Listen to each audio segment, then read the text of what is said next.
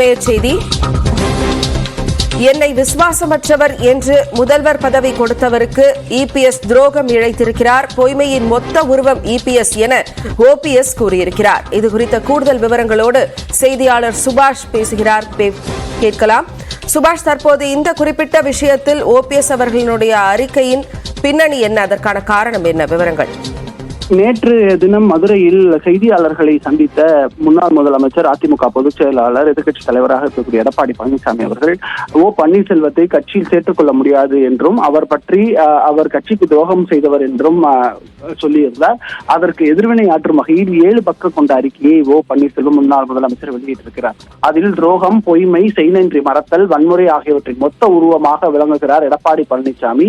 என்னை விசுவாசமற்றவன் என்று பேட்டியளித்திருப்பது முழு பூசணிக்காயை மறைப்பது போல் உள்ளது என்று சொல்லியிருக்கிறார். முதலமைச்சர் பதவி கொடுத்தவருக்கு துரோகம், பரிந்துரை செய்தவருக்கு துரோகம், 4 ஆண்டு காலம் ஆட்சிக்கு உறுதுணையாக இருந்தவருக்கு துரோகம், அனைத்து இந்திய அண்ணா திராவிட முன்னேற்ற கழகத்தை ஆட்சியை காப்பாற்றி கொடுத்தவருக்கு துரோகம் என சுயநலத்திற்காக பல துரோகங்களை செய்து கொண்டே எடப்பாடி பழனிசாமி தன்னுடைய விசுவாசத்தை பற்றி பேச அருகதை இல்லை என்று கடுமையாக சாடியிருக்கிறார். அதே போல கடந்த 2019 அதே போல 2017 ஆண்டு நடந்த அரசியல் மாற்றங்களை நினைவு கூர்ந்து அப்பொழுது நிகழ்ந்த நிகழ்வுகளையும், அதே போல அண்மையில் 2022 ஆண்டு அவர் கட்சியில் இருந்து நீக்கப்பட்ட பொழுது அப்பொழுது நடந்த நிகழ்வுகளையும், அதிமுக தலைமை அலுவலகம் முற்றுகையிட்டப்பட்ட சம்பவங்களையும் சுட்டிக்காட்டி பேசியிருக்கிறார்.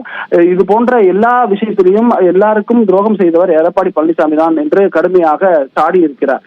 நான் எந்த நேரத்திலும் என்னை கட்சியில் சேர்த்துக் கொள்ளுமாறு கோரிக்கை வைக்காத நிலையில் என்னை கட்சியில் சேர்த்துக் கொள்ள மாட்டேன் என்று எடப்பாடி பழனிசாமி கூறுவது கேலிக்கூத்தாக உள்ளது. அனைத்து இந்திய அண்ணா திராவிட முன்னேற்ற கழகம் என்பது தொண்டர்களுக்கான இயக்கம். இது குறித்து வழக்கு சென்னை உயர்நீதிமன்றத்தில் நிலுவையில் இருக்கக்கூடிய சமயத்தில் என்னை பொறுத்தவரையில் எந்த காலத்திலும் நான் எடப்பாடி பழனிசாமியிடம் யாசகம் கேட்க மாட்டேன், எனக்கு அதற்கு அவசியமும் இல்லை என்று சொல்லியிருக்கிறார் பன்னீர்செல்வம்.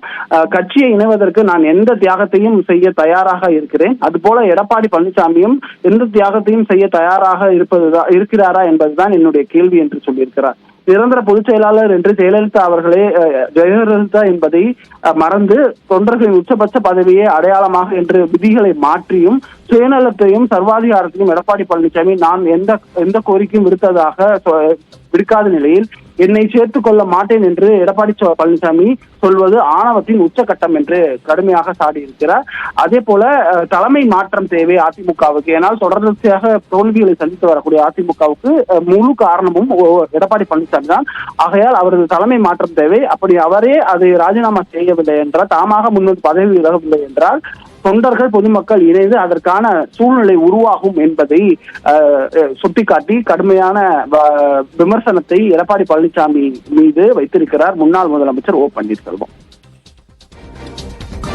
விவரங்களை வழங்கியதற்கு நன்றி சுபாஷ்.